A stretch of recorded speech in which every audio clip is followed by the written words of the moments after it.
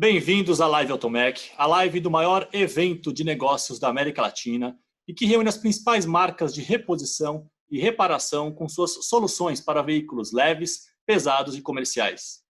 O encontro de hoje faz parte de uma série de lives e webinars que iremos promover até abril de 2021, inclusive durante a feira. Sabemos que o momento é desafiador para todos, por isso, promoveremos debates para demonstrar soluções criativas a fim de contribuir com a retomada do aftermarket automotivo. O setor de reposição, reparação e manutenção automotiva também teve os seus negócios afetados pela crise atual. Então, quais são os caminhos para a retomada? O que as associações e o setor empresarial estão fazendo para se prepararem para o pós-crise? E ainda, como a digitalização nas empresas foi implementada ou acelerada? Para responder a essas e outras perguntas, que hoje convidamos Francisco de la Torre, presidente do Cinco Peças, Sindicato do Comércio Varejista de Peças e Acessórios para Veículos no estado de São Paulo. Boa tarde, Francisco. Olá, boa tarde, Luiz Bellini, nosso anfitrião, Ana Paula, Antônio Fiola, Marcelo Frias. Boa tarde, principalmente, aos que estão aqui nos assistindo. Estamos também com Fiola, Antônio Fiola, presidente do Sindirepa, Sindicato da Indústria de Reparação de Veículos e Acessórios do Estado de São Paulo. Bem-vindo, Fiola. Oi, Bellini, muito obrigado pela oportunidade. Eu acho que é sempre um prazer estar com vocês, prestigiar a feira, mas eu acho que principalmente a gente poder trocar ideias sobre o momento que a gente está vivendo. Então, acho que é uma oportunidade muito importante e fica aqui a nossa gratidão. Gostaria de cumprimentar o Marcelo, da Rufato, a Ana Paula da Pacaembu e o Francisco, que está representando o varejo. Estamos aqui em grandes amigos e faremos o possível para levar a melhor informação ao público aí que nos assiste. Com certeza, muito obrigado. Estamos também com Ana Paula Cassorla, diretora de compras e marketing da Pacaembu Autopeças e vice-presidente da ANDAP e do SICAP. Olá, Ana Paula. Oi, Bellini, boa tarde a todos. Francisco, Fiola, Marcelo, é um prazer também para mim estar aqui participando dessa tarde, dessa discussão que eu acho que vai ser muito bacana. Também estou com expectativa aqui para evoluir na nossa conversa, espero que a gente possa contribuir. E boa tarde a todos que estão nos ouvindo, obrigada aí pela audiência. Muito bom. Estamos também com o Marcelo Frias, diretor executivo da Rufato. Olá, Marcelo. Boa tarde a todos, Fiola, Francisco, Ana. Agradecer a presença, o convite da Automec e agradecer todos os ouvintes que vão estar com a gente essa 1 hora. Obrigado. E você, que está conosco assistindo a esta live, pode participar encaminhando suas perguntas via chat, aqui na plataforma. Todas as perguntas serão avaliadas pela nossa equipe de suporte, encaminhadas para mim. Francisco, vamos começar com você e eu gostaria muito de uma análise sua. Conta um pouco para a gente como tem sido os últimos 90 dias no comércio varejista, as dificuldades das empresas e como você vê os próximos 6 meses do ano. Antes de mais nada, vale lembrar a todos que antes desses 90 dias, nós acabávamos de sair da maior crise econômica da história da República. As empresas enfrentaram aí 2015, 2016 e depois 17 e 18 com a crise política, as maiores dificuldades financeiras e econômicas. Então, quando começou a pandemia, quando ela chegou aqui e quando começou a política de afastamento, 23 de março, vale lembrar que nós já tínhamos as empresas, em sua maioria, bastante debilitadas financeiramente e economicamente. Isso posto, desde o início, os Cinco Peças têm apoiado a política pública de afastamento das pessoas, porque sim, inicialmente nós estamos enfrentando uma crise de saúde e nós temos que, nesse sentido, deixar aos cientistas da saúde, mais especificamente da medicina, estabelecer as políticas e os protocolos que devem seguir.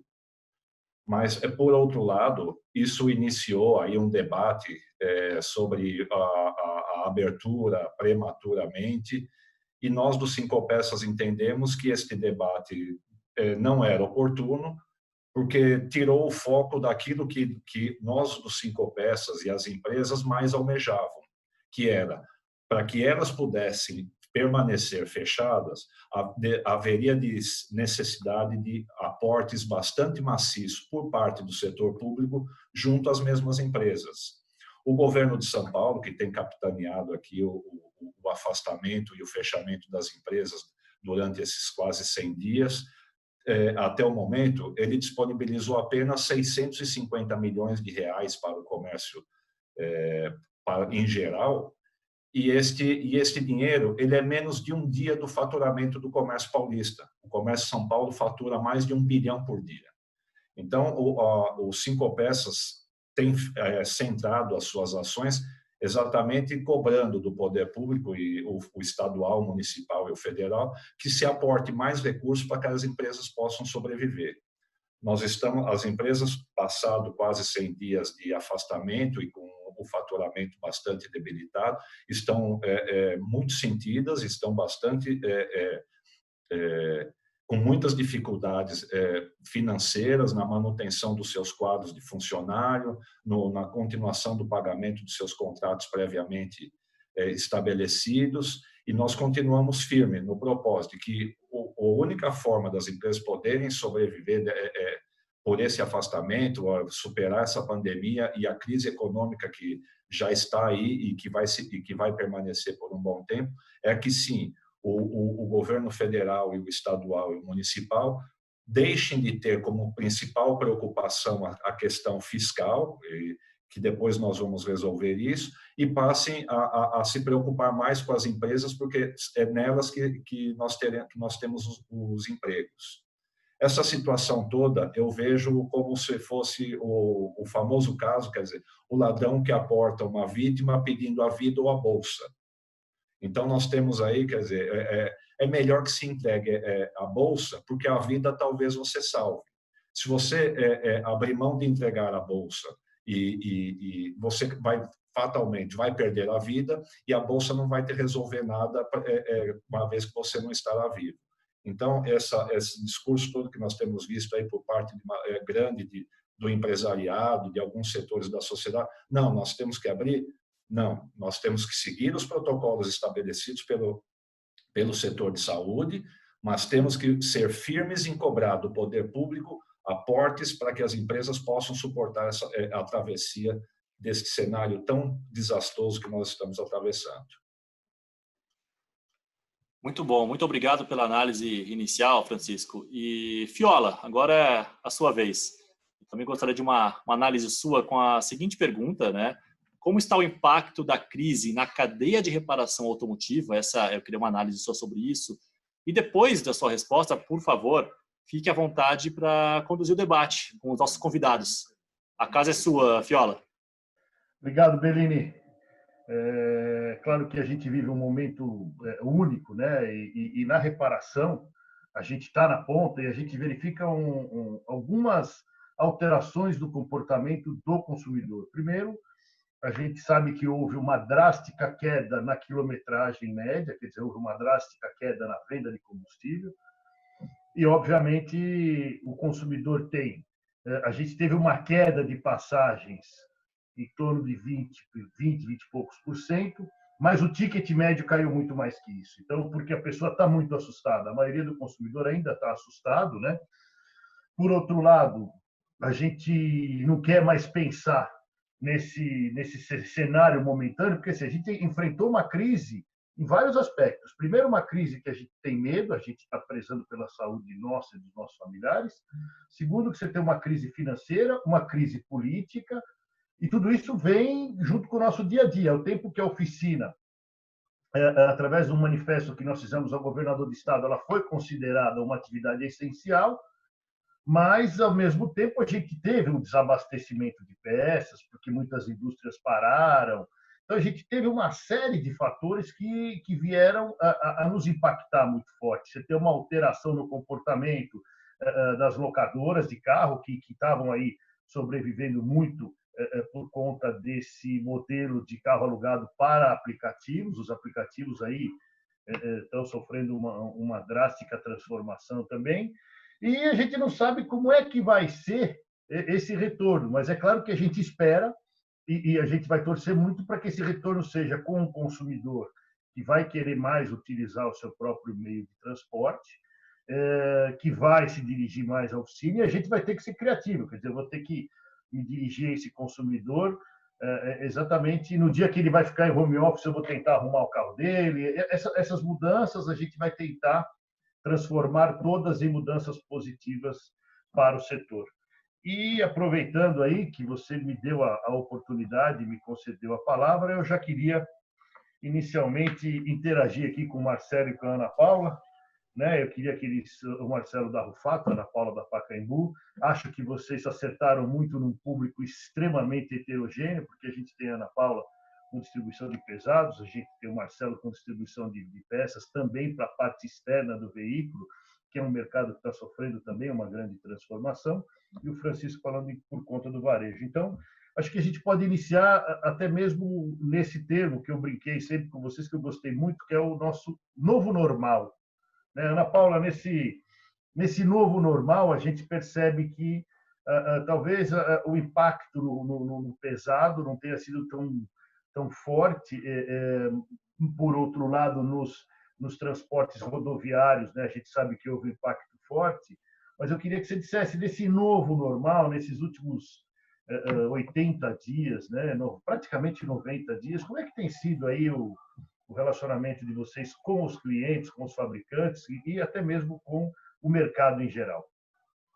Então, Fiola, como o mercado de linha pesada, tudo nesse país, praticamente, grande parte do que se transporta é pelas rodovias, né? Então, a gente teve uma diferença. No transporte de carga, evidente que também houve uma queda, porque o comércio praticamente todo parado afetou também o transporte, mas a queda maior realmente foi no transporte de passageiros, né? Como a gente tem visto nos municípios, aqui mesmo em São Paulo, para aqueles que moram aqui, a gente vê que ainda a frota circulante de ônibus deve estar hoje em torno de, sei lá, 50%, 60%, e teve a 30%, acho que rodaram com 30% da frota por mais de, sei lá, 2 meses quase, com essa quantidade bem reduzida de veículos, né?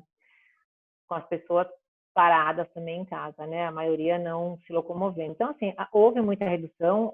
Acredito que a gente vai conseguir ver o tamanho desse efeito, né? O negócio vem retomando aos poucos, mas ainda a gente está sentindo bastante, né? Evidente que a gente está longe do que a gente fazia antes de iniciar essa crise. E o que eu espero, o que eu acho assim, o normal após esse momento, que eu acho que a retomada ela vai vir, é que a gente vai ter um ambiente muito, muito mais tecnologia, né? As empresas, as pessoas, mesmo no transporte de carga, no transporte de pessoas, para se controlar até a quantidade de pessoas por ônibus, enfim, de trazer um pouco de gestão, de segurança, né? Os meios de se controlar tudo isso é através da tecnologia. E nas nossas empresas também, a gente tem que se digitalizar. Nosso segmento, nosso setor, ele ainda é muito tradicional, né? Com relação a essa digitalização. Algumas empresas já têm isso, vêm praticando, mas se a gente colocar a grande maioria das empresas ainda, elas não têm uma grande experiência nesse caminho. Eu acho que essa crise, por esse lado, ela trouxe uma oportunidade, né? É um desafio ao mesmo tempo, as empresas vão ter que se lançar e estão indo atrás de se desenvolver nesse sentido, e porque o cliente vai querer comprar de um jeito diferente, vai querer se relacionar com as empresas de uma outra forma, né? Então, acho que a gente tem muita aprendizado aí pela frente. Acho que sim, vamos ter que se adaptar a muitas coisas novas. Os nossos clientes, né, os varejos, as frotas vão também ter mudanças aí no seu comportamento, e a distribuição tem que estar atenta a isso, e vai ser um desafio. Eu acho que vão ter muitas oportunidades também, né, nesse processo todo. Ana, você tem razão. E você falou uma coisa muito interessante que me remeteu, né, imediatamente a esse fórum que nós estamos. Quer dizer, o nosso setor ele não só é muito tradicional, como ele é muito pessoal, né? Então, nós estamos aqui numa live da maior feira que o nosso setor já assistiu, que é a feira onde a indústria lança os seus produtos e a gente tem a oportunidade de encontrar, né, todos os nossos colegas, os nossos amigos, e é uma feira de muito relacionamento, é uma feira realmente que ela é muito importante para todos nós. E o Marcelo, que aqui representa a Rufato, Marcelo sempre um expositor da Automec, e eu queria saber, Marcelo, aí também agora, nesse novo normal, quer dizer, a gente sabe que houve uma alteração no comportamento da frota. Eu brinco muito que as colisões diminuíram porque as pessoas estão trabalhando menos o celular no trânsito, então estão batendo menos, que estão mais atentas. Além disso, temos muito menos carros na rua, né? Mas realmente eu acho que é um momento que a gente tem que estudar e tentar tirar aí algumas oportunidades. E no teu caso, né? Quer dizer, como é que a Rufato está vendo esse novo normal? Como é que você está analisando esse momento? Como é que vocês estão passando por isso? E qual é a expectativa de retorno a esse cenário? Sim, aí, Fiola, falando um pouco, né, do setor de peças de colisão, a gente enxerga que tem um potencial de retomada em voltar à normalidade. A gente acredita que nos próximos meses, principalmente em função da flexibilização da quarentena, retomando as atividades nas cidades, né, nas próximas semanas.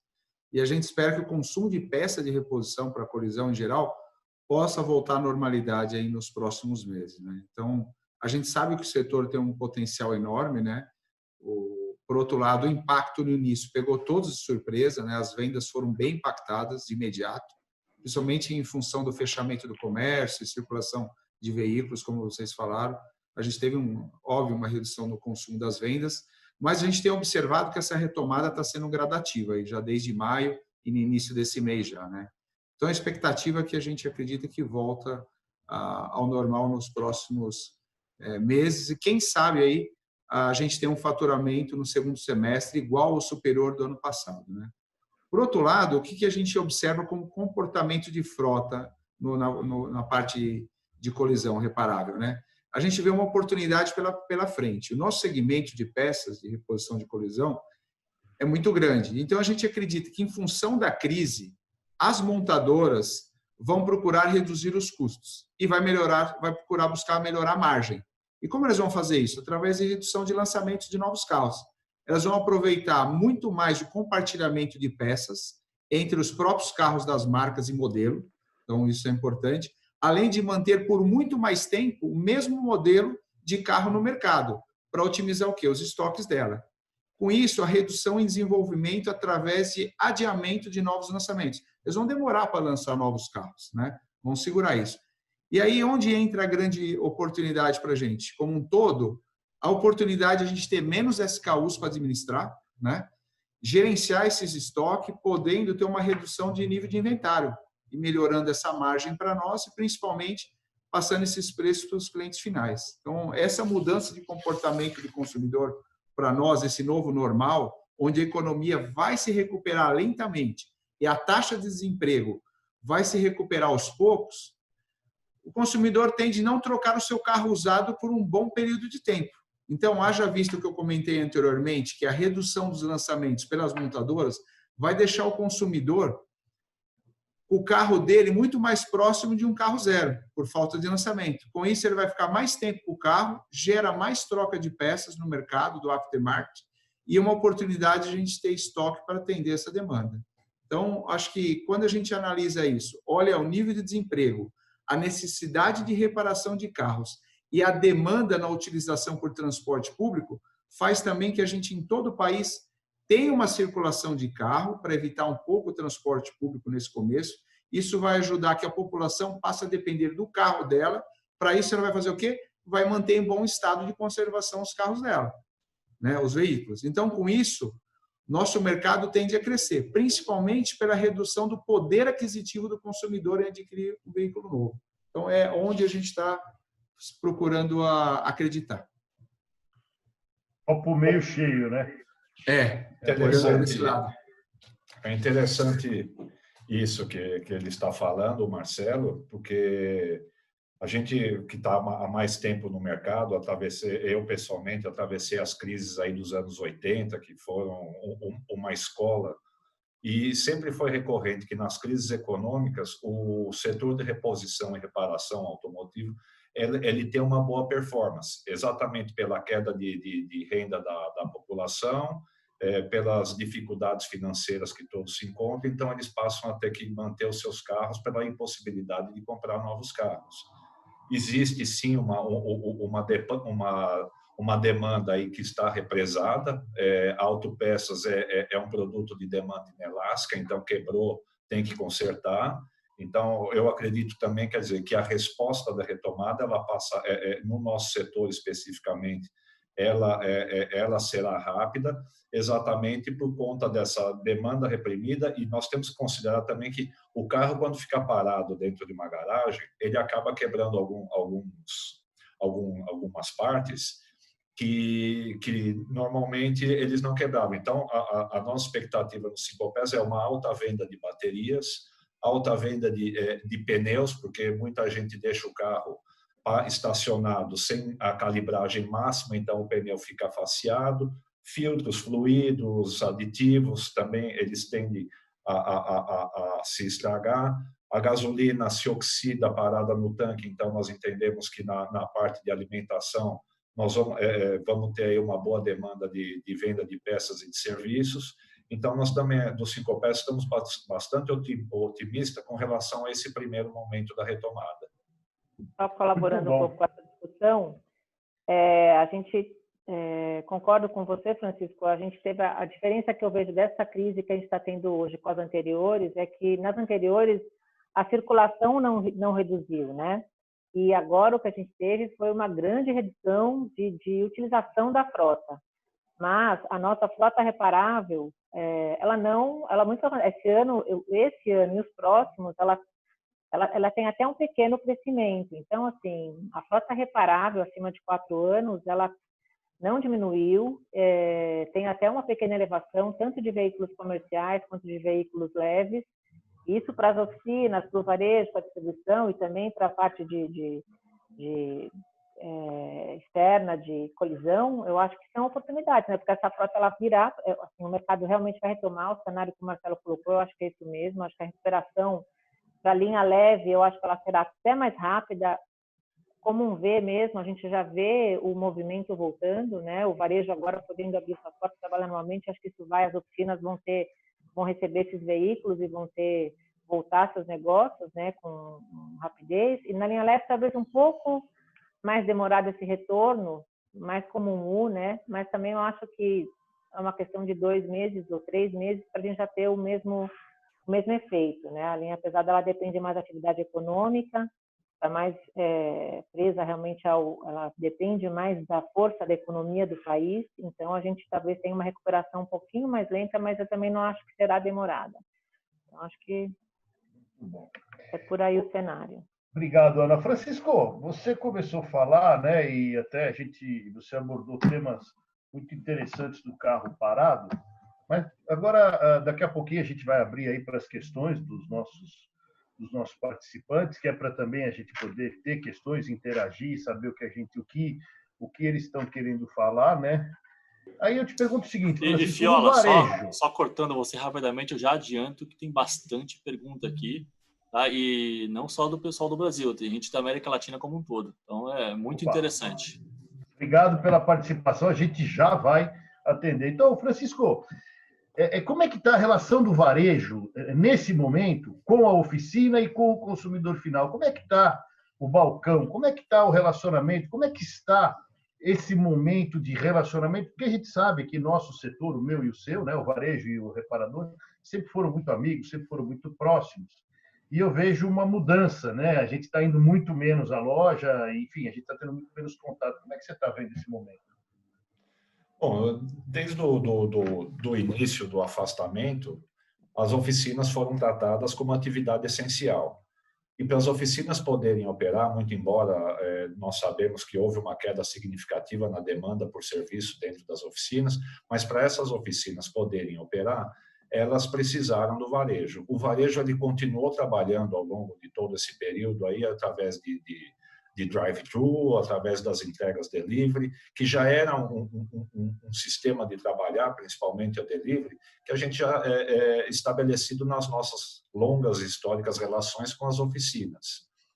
Hoje, nós temos muito mais, por conta da tecnologia, nós temos muito mais opções de conexão e comunicação com essas oficinas. Então, hoje, a gente faz cotação e pedidos por WhatsApp, faz por e-mail, e o que ficou muito claro é que, mesmo aquelas lojas que não tinham a tradição e o hábito de trabalhar com as novas plataformas, tiveram que se adaptar rapidamente.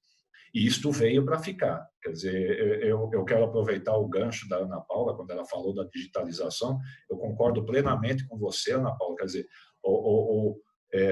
tecnologia e digitalização do negócio é o grande desafio que também o varejo vai ter que enfrentar e superar, porque esses hábitos que a gente sabe, né, Fiola, quer dizer, que a relação do mecânico com a loja de peças era muito estabelecida através do trabalho presencial, da visita do mecânico à oficina, então isso vai cair bastante. Muito embora eu acho também que com a utilização maciça das novas tecnologias, nós teremos mais tempo de um passar na empresa do outro para tomar um café, coisa que se fazia até os anos 80. Muito bom. Francisco, bom, eu queria agradecer aí essa introdução dos três. Eu acho que esse debate, para nós, ele é muito importante, porque ao passo que você mesmo falou, a gente tomou muito café junto e a gente se distanciou demais nesse momento. Então, eu acho que essa oportunidade que a Reed nos proporciona, ela nos traz de volta aos desafios do cenário, aonde a gente vai ter que se direcionar, ao tempo que a gente sabe que a feira vai vir, vai trazer um monte de novidades para nós, é uma feira que caiu no nosso gosto, que é uma feira extremamente inovadora, é uma feira, embora ela seja uma feira tradicionalmente de relacionamento, ela traz uma indústria sempre com novidades, a indústria se prepara muito, ela vem para nós, reparadores, varejistas, distribuidores, é um momento único no nosso setor, e acho, o Bellini, que a Automec 2021 vai ter recorde de público, porque a gente vai estar tão carente, tão ávido, porque todos os eventos desse ano foram cancelados, né? Quer dizer, esse ano a gente não terá eventos. Então, eu acho que vai vir aí uma feira com muita novidade, com muita tecnologia. Essa colocação do Marcelo, eu acho que ela é muito rica, porque ela também mostra que a montadora vai ter que se aproximar um pouco mais da gente, porque a frota vai envelhecer e nós seremos fundamentais, a reposição brasileira vai ser fundamental, porque a frota vai envelhecer um pouco. Eu acho que vai se vender menos carros novos, né? Então, é um momento que a reposição vai ter que se recuperar e se reposicionar mais rápido que os outros. Eu tenho o mesmo medo da Ana Paula, quer dizer, a gente sabe que foi a primeira crise da história que realmente diminuiu a circulação das pessoas, mas a gente vai fazer o possível para se recuperar.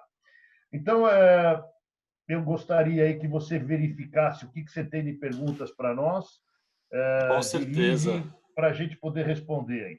Pode deixar, Fiola.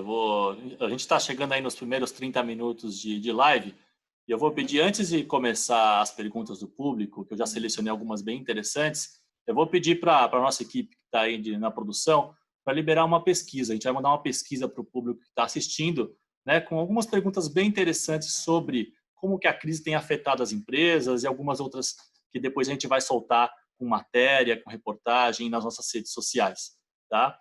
Então, primeiro, muito obrigado a você que participou aqui enviando pergunta. E as perguntas que, por acaso, ficarem sem resposta serão encaminhadas diretamente para os nossos debatedores, tá? E outras ainda serão respondidas pelos nossos canais. Então, é importante que você continue acompanhando a Automec pelo Facebook, pelo Instagram, pelo LinkedIn e pelo nosso mais recente canal no YouTube, tá?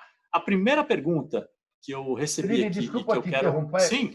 Pede para a Mariana corrigir, ela não colocou reparação na primeira pergunta. Ela perfeito. Coloca a distribuição, mas a reparação é importante para a gente ver como é que está o público. Tá bom, pode deixar, Fiola. A gente vai reenviar também. Isso é o lado bom da tecnologia, né? A gente falando em tecnologia agora há pouco, a gente consegue mudar isso em tempo real e isso enriquece cada vez mais. Esse recado recebido, a equipe está aqui já me falando que vai conseguir fazer essa troca, tá? Então, deixa eu selecionar aqui a primeira. A primeira tem muito a ver com o que a gente estava falando agora há pouco, né? Sobre digitalização e e-commerce. Essa pergunta ela é aberta para todos. E eu queria entender, tanto o Marcelo quanto a Ana Paula, como o Francisco e você, Fiola, vem também conversando com os associados, como que vocês têm usado a digitalização ou usado os canais através de e-commerce, seja para B2B, seja para B2C, tá? E se plataformas hoje de marketplace, como o Mercado Livre, por exemplo, ou outros, se eles atrapalham, eles ajudam a comercialização de autopeças. Então, quem quiser, fica à vontade. Aí, Marcelo, se você quiser começar, eu agradeço. Bom, bacana.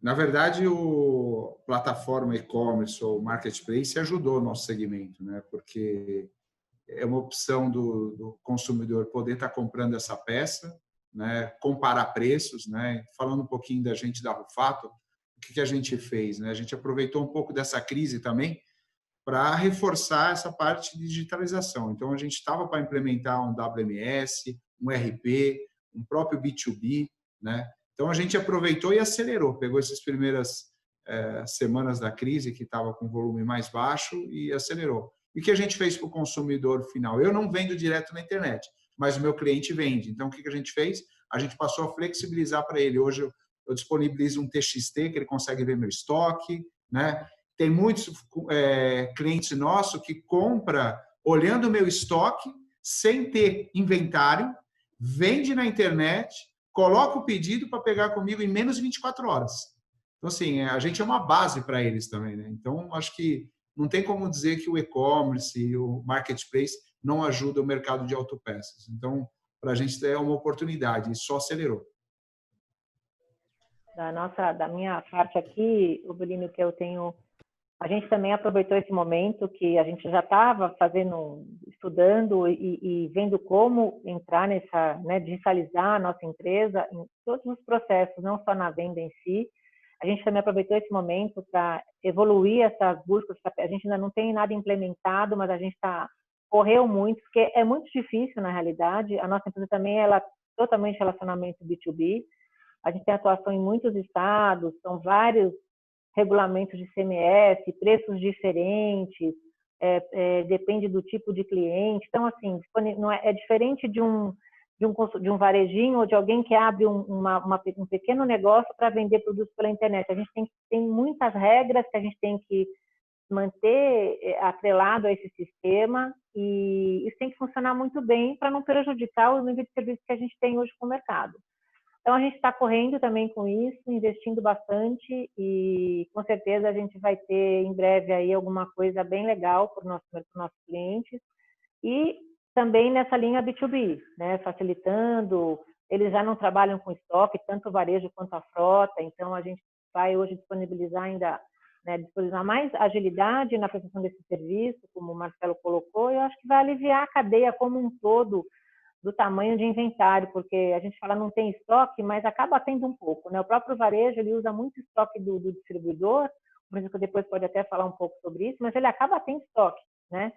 E então, assim, isso é um custo, é um ônus também para a empresa, e eu acho que nesse ponto onde a gente vai ter as maiores oportunidades, acho que a gente vai poder melhorar, aliviar o sistema, só que também é um desafio, porque as empresas vão ter que aprender a trabalhar nessa nova realidade e se adaptar, né? É isso que aí que está o X da questão. Eu só teria um senão, que é até um assunto delicado, mas tem que ser colocado na mesa, quer dizer, a preocupação da entidade, e eu tenho certeza também que o Sindirepa tem essa preocupação, quer dizer, é com questão à origem das peças que são comercializadas nas plataformas. Eu tenho notícias de que as próprias plataformas começaram a ter uma preocupação muito grande e iniciaram um trabalho sério e firme no sentido de garantir a origem de todos os produtos que são vendidos. Mas, recentemente, eu tenho o relato de uma empresa de não desmanche de carro, mas desmanche de produtos em geral, que anunciou numa das plataformas um canhão de raio-x. Cara, quer dizer, nós estamos falando de Césio, sempre tanto lá, né? de produto altamente radioativo sendo comercializado livremente nessas plataformas. Então, felizmente, as plataformas se atentaram para essas dificuldades e estão trabalhando seriamente nisso. E na questão da digitalização, esse exemplo que o Marcelo Frias colocou, quer dizer, ele disponibiliza o seu estoque em tempo real para os seus clientes, e os seus clientes conseguem fazer vendas pela internet. Sim, isso é uma tendência. E isso acaba barateando o produto na ponta, porque nós já estamos falando de empresas que eventualmente tem os seus produtos em estoque, isso impacta num custo final, e quando ele simplesmente faz a intermediação entre o distribuidor, que eu coloco que o distribuidor é o que garante, é o pulmão do mercado. Se houver qualquer problema no abastecimento da cadeia como um todo, é o distribuidor que garante essa irrigação. Então, isso que o Marcelo colocou é uma prática cada vez maior, e que o desafio para o varejista e para o distribuidor nesse momento, quer dizer, é aprofundar mais ainda, quer dizer, as tecnologias disponíveis para que esse tipo de negócio, como descrito pelo Marcelo, sejam cada vez mais praticados. Perfeito. Sim, Fiola, vamos lá. Você vê como é que é, né? No business to business, eu acho que a venda online ainda é funcional. Quando você vem na oficina e no varejo, eu tenho uma resistência ainda à logística. Porque, assim, se eu for fazer uma manutenção preventiva, ora, eu posso comprar óleo, eu posso comprar correia, eu posso comprar uma série de peças com antecedência e agendar este reparo. Agora, o carro que quebrou, de manhã tem que ser arrumado até a tarde. Essa logística, se o varejo, que é o nosso pulmão, não puder me abastecer, você vê, uma oficina hoje, ela compra de 2 a 3 vezes por dia. Como é que eu vou conseguir ter uma logística dessas no comércio eletrônico? E o que é pior, se eu tiver uma peça errada com o varejo, ele manda o motoboy trocar na hora. Na plataforma eletrônica, isso já é um pouco diferente. Então, se você pegar a capilaridade do varejo, sempre uma oficina tem um varejo muito próximo dela, sempre o consumidor tem um varejo muito próximo dele. Então, essa logística que eu vejo com um pouco de receio. Até uma vez eu vi uma pesquisa nos Estados Unidos, né, e um dos consumidores fala assim, mas será que o dono da oficina vai estar disposto a ficar com o meu carro 48 horas aguardando a peça, ou ele vai me cobrar uma estadia com um carro quebrado? Então, se você pegar uma cidade como São Paulo, Campinas, Ribeirão Preto, onde o espaço é caríssimo, né? Quer dizer, você na região da Paulista, você paga uma vaga de estacionamento de R$250. Como é que eu vou deixar um carro parado na minha oficina 1 ou 2 dias se mal tenho vaga para os carros que eu reparo e cada colaborador tem 8 horas para vender? Então, ainda é um modelo a ser estudado. Claro que ele vai vir, nos acessórios ele já é muito presente, em alguns itens de curva A e tal, mas ainda vejo essa relação. Por isso que eu até brinquei com o Francisco, como é que está o balcão? Porque quantas vezes eu vou ao balcão com a peça na mão para conseguir acertar, porque você tem inúmeras dificuldades, né? A montadora troca fornecedor 2 vezes do mesmo carro no ano. Então, a gente tem algumas dificuldades que eu ainda acho que vamos ter que passar por cima desses desafios. Eu acho que vai vir, mas ainda nós vamos ter que facilitar um pouco essa... Ana Paula, vamos lá. Contribuindo um pouquinho, eu acho que, concordo com você, eu acho que a gente tem muitos desafios nesse processo, mas, assim, o mercado inteiro fala em um catálogo único, né, em padronização de informação, exatamente para ajudar nessa questão da peça certa, diminuição do erro. Tudo isso vai facilitar tanto essa questão que você está colocando, né, da oficina que precisa da peça certa porque o carro está parado ali e não pode perder tempo, né, por todos esses pontos que você colocou. E também as plataformas digitais, o mercado inteiro, né? Qualquer um queira vender online, porque você vai entrar ali, você vai ter facilidade de buscar o produto, vai ter a sua foto, enfim. Acho que esse enriquecimento de padronização da informação, o ganho que o mercado como um todo vai ter com isso é realmente um absurdo. Então, acho que nós, participantes, todos os entes assim, participantes, têm que entender a importância de se lutar por isso, porque, na realidade, isso é uma conquista do mercado, né? E um outro ponto que eu tenho para colocar com relação à logística é não podemos deixar de ver, porque está aí a hora, né, visível para todos nós, a tecnologia e o quanto se desenvolveu o que eles falam desse transporte last mile, que é essa última milha, aquela que está mais próxima do cliente, do consumidor final. Hoje essas empresas Rappi, Log, enfim, e outras, Uber Eats, enfim, que fazem esse serviço, na maioria por bicicleta, moto, enfim, eles são empresas de tecnologia, né? Então, essa agilidade em buscar o pacotinho aqui, entregar ali, assim, é incrível. A gente vê isso em outros segmentos e eu acho que isso virá também para o nosso mercado, porque já está aí, está disponível, né? E isso vai ser utilizado, né? Então, eu acho que a gente tem oportunidades aí para a gente incorporar no nosso negócio. Eu queria aproveitar, Ana Paula, que tem muitas perguntas aqui chegando de um setor que você é envolvida diretamente, que é o setor de pesados, tá? Algumas são perguntas, outras são mais opiniões, mas de âmbito geral, o pessoal aqui no chat está falando que eles não sentiram muito o efeito da crise para o setor de pesados, para o setor agrícola como um todo. Será que isso é alguma particularidade? Como que você analisa isso, Ana Paula? Eu acho assim, Belino, o mercado de linha pesada, ele tem, dentro do pesado a gente tem segmentos diferentes. Você tem o segmento de transporte de carga, esse segmento agro que você comentou aí, esse não teve realmente, a gente percebe assim, que as empresas que estão situadas e que atendem essa demanda que vinda desse setor, não teve crise. A indústria que fornece peças para esse segmento, não houve queda na venda desses produtos destinados para essas aplicações. E já o transporte de passageiro, transporte de ônibus rodoviário, por exemplo, parou 100%. Não tem ônibus rodoviário hoje, não existe viagem rodoviária, é um segmento que teve uma paralisação muito Acho que significativa. O importante é entender bem qual segmento dentro de pesados, né? Então, se a gente avaliar como um todo, a queda foi menor? Foi. Mas, é aquilo que eu comentei, eu acho que ela foi menor, mas houve uma queda significativa, tá? E a retomada, ela será mais lenta. É isso que na minha visão, é o que eu consigo enxergar daqui. Eu tenho aqui o Fauzi, Jorge Fauzi, está mandando algumas questões e essa aqui são endereçadas a tanto o Fiola quanto o Francisco, né? Eu vou tentar resumir, ele fez acho que uma meia dúzia ou 8 questões aqui que resumem da seguinte maneira.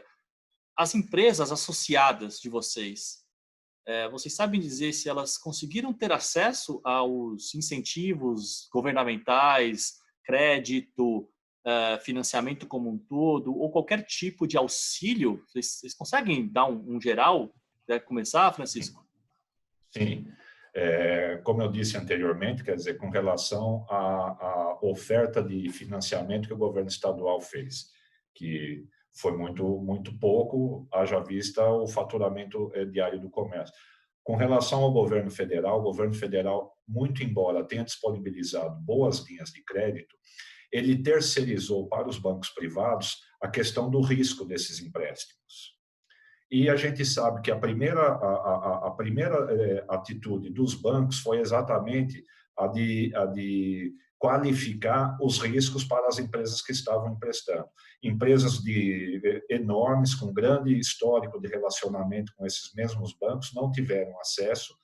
O que dirá nós do segmento de varejista de autopeças, onde 80% das empresas é EPP e microempresa, quer dizer, não tiveram riscos.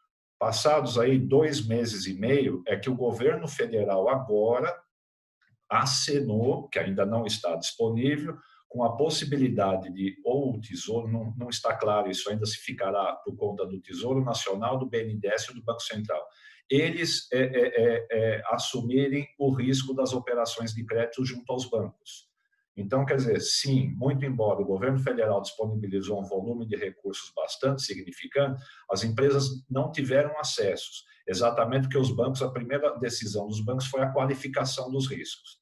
Então, nós continuamos ainda brigando no bom sentido, mas, quer dizer, numa situação muito firme com o governo federal para que aumente o volume de aportes. Até agora nós está disponibilizado 800 bilhões, mas não se tem acesso a isso, mas ele deveria aumentar esta oferta e assumir para ele os riscos, porque não dá para a gente pensar que os bancos vão querer ficar com esse risco. Corroborando o que o Francisco falou, o setor da reparação também, o acesso a crédito está péssimo, né? Porque, infelizmente, se os bancos já escolhiam para quem eu emprestar antes, imagina agora que todo mundo precisa, né? Então, quer dizer, se o banco vai assim, ele vai te dar o guarda-chuva no maior sol, ele não vai te ajudar em nada. E se você não pegar o governo teve muita dificuldade em disponibilizar, tanto que aquela linha de pagamento do lockdown lá, que você diminui a carga de trabalho, o depósito é feito direto na conta do colaborador. E eu ouvi o Paulo Guedes ontem fez uma live com o presidente da Fiesp falando exatamente isso. Os bancos não vão facilitar a vida do pequeno empresário, principalmente porque o risco, que já era grande, aumentou muito mais. Então, agora, pelo que eu entendi, Francisco, através da Receita Federal, o BNDES vai, via Receita Federal, disponibilizar um percentual baseado nos últimos faturamentos da pequena e média empresa.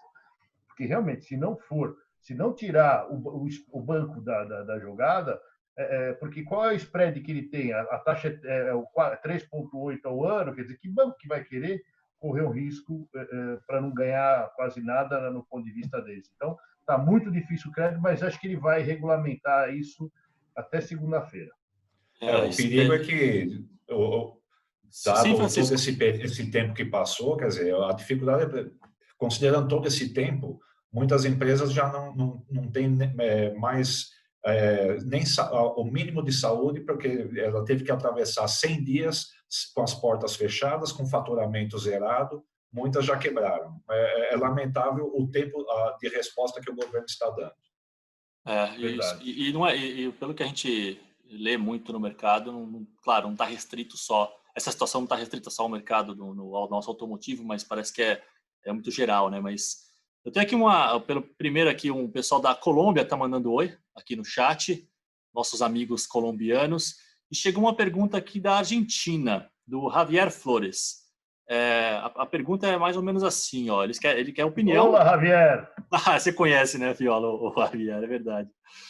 Ele quer a opinião geral de vocês, é uma pergunta ligada ao comércio exterior, que se vocês sentem que, na análise de vocês, houve a troca, né, dos fornecedores tradicionais por conta desta crise, tanto pelo aumento do dólar, quanto pela falta de acesso à peça. Como que vocês avaliam isso? Não sei se o Marcelo tem alguma especificidade, Ana Paula, mas essa pergunta achei bem interessante. Obrigado, Javier. Um abraço aí para os nossos amigos da Argentina.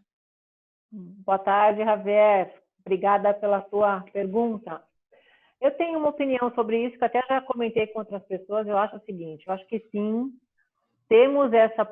Eu não vejo ainda, não é uma visível ainda, porque eu acho que é muito recente, mas eu acho que tem dois fatores que podem fazer isso acontecer, uma mudança de marca, né? Primeiro, a frota vai ficar mais antiga, e uma frota mais antiga, acima de 10 anos, e aumento a gente vê isso, né, nos gráficos de frota, o dono dessa frota, ele vai buscar peças mais baratas. Então, quanto mais antiga a frota, a busca por um produto mais barato, até para deixar aquela atividade, principalmente no veículo comercial, né? Acho que no de passeio também. Então, tem essa situação. E dois, os repasses de variação cambial, como estão sendo, né, a gente está tendo realmente muitos aumentos na indústria, e um dos motivos principais é o câmbio, a variação cambial. Se existe um fabricante nacional que tem uma estratégia diferente desses, ele está num momento de vantagem agora. Se ele não tem tanto impacto da variação cambial, o produto dele vai estar mais barato. Se ele tiver um produto bom, que a qualidade seja aceita no mercado, ele vai ter uma oportunidade de crescimento. Então, eu acho que a gente tem muitas indústrias brasileiras que estavam sendo muito afetadas, né, em função da importação e que, de repente, nesse momento, vão poder, talvez, aí ter uma vantagem em relação àquelas empresas que estavam muito alavancadas na importação de produtos. Então, por esses dois motivos, eu acho que a gente pode ter uma troca de marca, né? Só para lembrar, quer dizer, que a paridade no câmbio de Brasil e Argentina, só para falar para o nosso amigo Javier, querido, que ela continua a mesma, quer dizer, ela não foi impactada pela depreciação do real em relação ao dólar, em relação ao euro. Agora, em relação ao peso, ela continua mais ou menos na mesma paridade anterior à pandemia. Então, a relação comercial bem entre observado, Brasil e Argentina Francisco. estará muito, muito próxima. Não sei se o Marcelo tem algo... né? Fala, Fiola. Desculpa, Marcelo, mas você vê a ponta já é uma coisa completamente distinta. A gente teve uma troca, e aí saudar o Javier, um grande jornalista da Argentina, um cara que luta muito pela reposição lá, mas a gente percebe que na ponta mudou demais. Por quê? Porque a gente se abastecia um pouco da rede concessionária. E a rede concessionária, assim como o banco, ela começou a querer receber antecipado para nos fornecer a peça. Então, houve uma quebra muito grande de relação da oficina com a concessionária. A gente se dirigiu mais ao varejo. No começo, a gente teve varejo que não estava entregando, que queria fazer a retirada no balcão. Então, no nosso caso, como teve um pouco de desabastecimento também, houve uma troca aí quase de um terço de fornecimento, de relação de fornecedor. Como curiosidade, mesmo aquelas linhas alternativas que vinham sendo desenvolvidas pelas montadoras, essas linhas também caíram.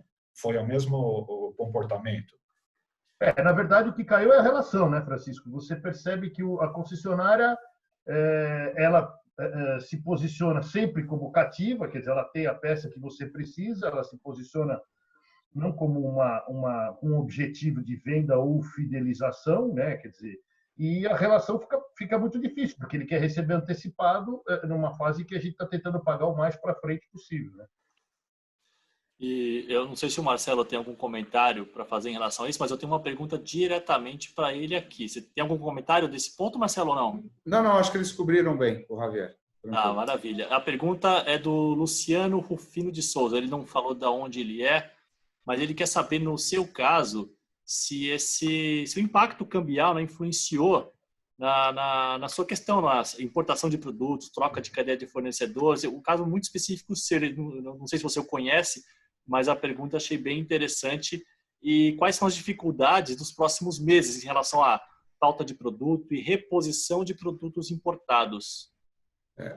Falando propriamente da gente, da Rufato, a gente depende praticamente quase 90% de importação, né? Com a pandemia, a gente não parou. A gente sabia que uma hora ia passar. Então, a gente continuou importando. E eles, por outro lado, eles entraram, a Ásia, de um modo geral, entrou na pandemia antes da gente, né? Então, a gente já tinha colocado os pedidos para eles, entregaram. Quando entrou a pandemia para eles, a gente começou a colocar pedido. Então, eles voltaram antes e mandaram, né? Então, de um modo geral, a gente não ficou desabastecido. O câmbio para nós, é óbvio que a gente passou umas 3 semanas bastante preocupado quando o dólar bateu 5,60, né? Por mais que você estava com um dólar de 4,80, você vê da noite para o dia 5,60, mas a gente também tomou uma decisão de não aumentar preço para ninguém, porque a gente acreditava que poderia voltar. E como voltou essa semana, né? Nós já estamos falando de um dólar de 4,90, né? Então, a importação para a gente sim tem um impacto, a taxa de dólar, claro. Como a Ana Paula falou, quanto mais o dólar subir, mais próximo também fica dos fornecedores locais, né? Mas ainda é viável e está valendo. E, por sorte, o dólar deu uma recuada. Então, não impactou a gente, não. Eu tenho aqui, estou selecionando uma pergunta interessante aqui que muda um pouco o foco da nossa conversa, mas que eu não sei se... Eu não tinha pensado nisso, achei bem interessante. Com a retração geral, né, na venda de veículos, e hoje saiu ontem, né, que deve reduzir as vendas em 40% esse ano, em relação ao que tinha no ano passado. Mas com essa retração, você acredita que as concessionárias elas poderão avançar no aftermarket? Essa pergunta eu achei bem curiosa, nunca tinha pensado sobre isso. Eu não sei, essa pergunta é aberta a todos vocês. Quem quiser dar uma opinião sobre isso, acharia bem legal. Bom, já que ninguém toma a frente, é uma pergunta que nós já passamos por ela algumas vezes, né? E, primeiro, a concessionária não tem capilaridade. A capilaridade que tem o varejo, que a velocidade de resposta que a distribuição tem. E segundo, ela não tem, quer dizer, ela não consegue estabelecer uma relação de confiança com o mecânico, sendo que as oficinas mecânicas, muitas delas, têm uma dificuldade com relação a crédito, e nesse ponto o varejo trabalha muito bem junto com a oficina. Todas as crises econômicas, esta situação vem à tona, mas ela não passa, porque, via de regra, as concessionárias sabem vender veículos, não conseguem vender peças. Você vê que interessante. Assim... Desculpa, Ana, pode, por favor. Não, Fiola, se você quiser continuar. Não, as damas primeiro, por favor. Eu ia colocar assim, obrigada. Eu vejo assim, a concessionária, eles têm, independentemente da crise, mesmo antes, a gente já tem percebido, né? Eles têm tentado evoluir no seu relacionamento e na participação de venda de peças e serviços, né? Na minha pesada, a gente percebe isso bem. E eles têm até uma força até maior nesse segmento, porque são frotas, né? É difícil você fazer um relacionamento montadora com o dono do carro, mas a montadora com o dono de uma frota de ônibus ou de caminhão começa a ficar diferente, né? Na renovação da frota, eles já têm mecanismos de trabalhar essa manutenção, compra de peças e tal. Agora, eu vejo assim, achei muito interessante o que o Fiola colocou, porque você vê que eles têm essa vontade, mas ao mesmo tempo é um pouco meio que oportunista até, se eu posso, não sei se eu sendo um pouco, não quero ter uma conotação errada dessa palavra, mas assim, porque deu qualquer chuvinha, opa, deixa eu tirar meu corpo, porque as oficinas, esse mercado oferece risco, não quero mais. Eu posso falar do mercado de reposição, existe toda uma estrutura, a distribuição, o varejo, no Brasil inteiro, em qualquer cidadezinha, o varejo, assim, o Francisco fala muito isso, tem lá a igreja, o boteco e a loja de festa, é mais ou menos isso, né, Francisco? Que assim, as concessionárias, Banco do Brasil. Elas têm... o Banco do Brasil, a igreja e a loja de peça. É isso aí. Então, assim, a capilaridade é gigante e, mais do que isso, a diversificação de produtos, né? As concessionárias, elas têm nas suas oficinas, nas suas lojas lá, peças para veículos novos, né? A nossa frota, a gente tem veículos de 20 anos, mais de 20 anos, né? E que não são poucos, tá? Tem veículos acima de 20 anos, se eu não me engano, tem 20% de participação da frota, mais ou menos, tem mais de 20 anos. Quem que vai ajudar esse veículo? Quem é que vai conseguir manter esse veículo rodando? É a oficina mecânica independente, é o varejo de autopeças e o distribuidor tem que ter a peça ali também, a indústria tem que continuar fabricando. Então, assim, existe toda uma estrutura e o mercado de reposição, ele é tão assim, desenvolvido nisso, e rápido, e ágil, porque essa dificuldade que o Fiola colocou, ela é real, né? Da logística, da falta do produto, às vezes, quando o mercado precisa, mas o mercado de reposição ele é rápido. Eu acho que ele é mais rápido do que qualquer outro segmento. Você vai comprar qualquer outra coisa fora de autopeça, demora, sei lá, 13 dias úteis para entregar. Vai lá comprar na internet. A gente entrega 2 vezes por dia, 3 vezes por dia no mesmo cliente, né? Então, é um nível de serviço muito bom, tanto pelo varejo, a oficina é ágil, o distribuidor também ele é ágil. Assim, então, acho que a gente ainda tem um nível de serviço, talvez, aí bem, acho que valorizado para o consumidor e para o reparador.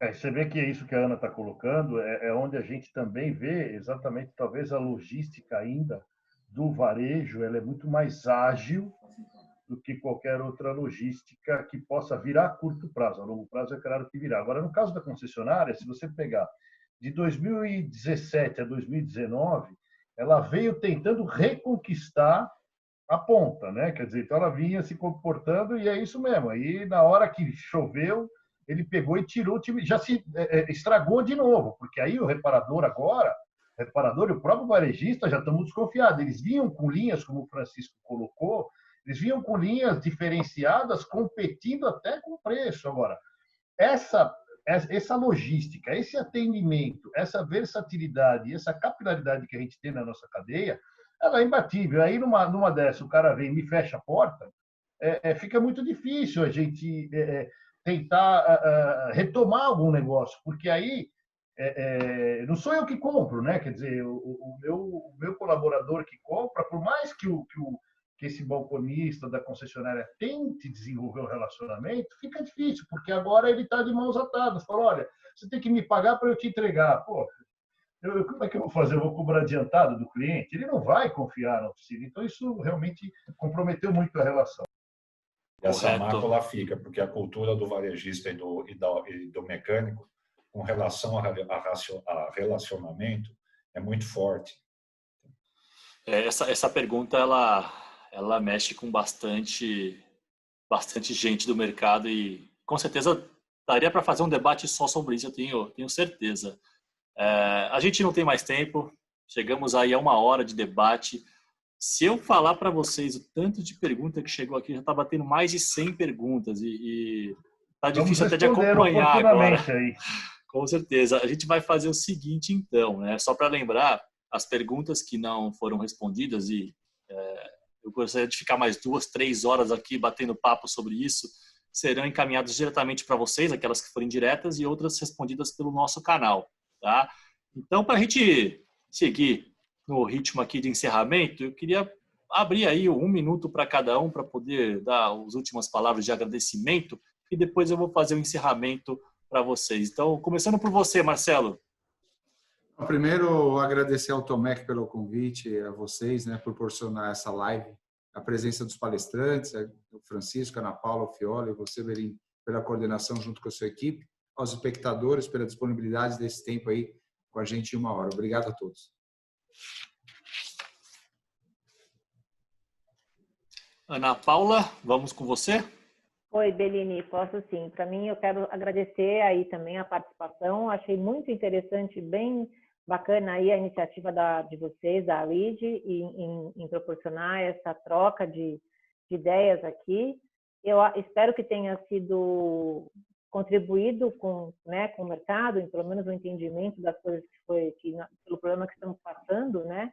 E quero deixar uma mensagem positiva, porque eu sou uma pessoa otimista, eu acredito no nosso setor, eu acho que, como já foi comentado, é um setor super aí de muito potencial. A gente vai passar por mais, já passamos por muitas, vamos superar essa também, e tem muitas coisas novas pela frente. A gente tem que estar preparado, com estoque em ordem, então, sabe, e que essa demanda vai vir, e quando vir, vai faltar peças, porque a indústria não está preparada, e a gente tem que estar aberto aí e não deixar de acreditar.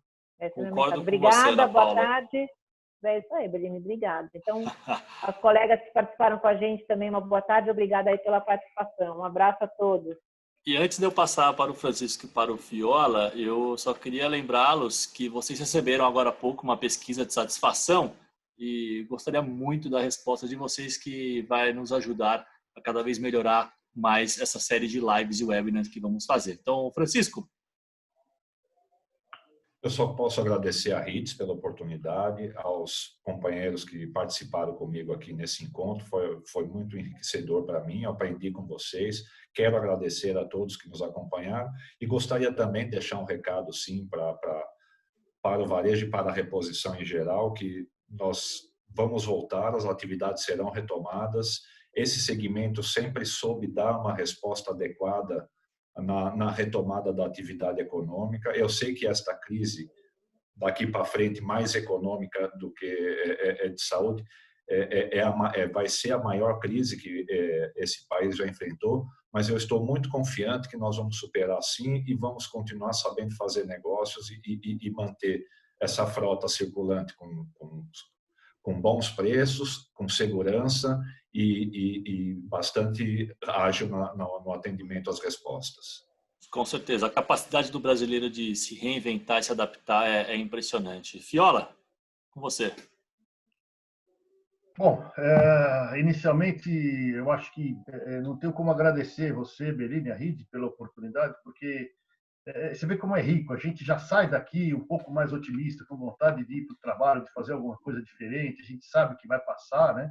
Queria agradecer muito ao Marcelo pelas considerações. Eu não o conhecia, mas é um prazer conhecê-lo. Agradecendo a Paula, que é uma lutadora nesse mercado aí de pesados, que tanto oscila, onde ela realmente tem razão, que a briga dela com a concessionária e com a montadora é muito maior do que a nossa.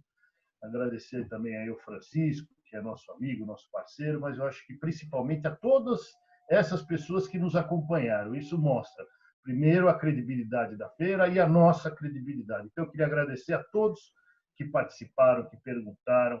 Deixo as minhas redes sociais aí, Antônio Fiola, seja no Facebook ou no Instagram.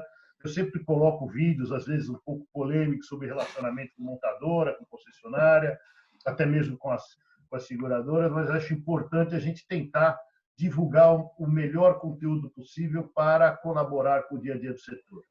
Eu não tenho Muito dúvida, bom. né, que a gente vai sair dessa, que a gente vai encontrar alternativas e vamos em frente. Então, muito obrigado aí a todos e um abraço.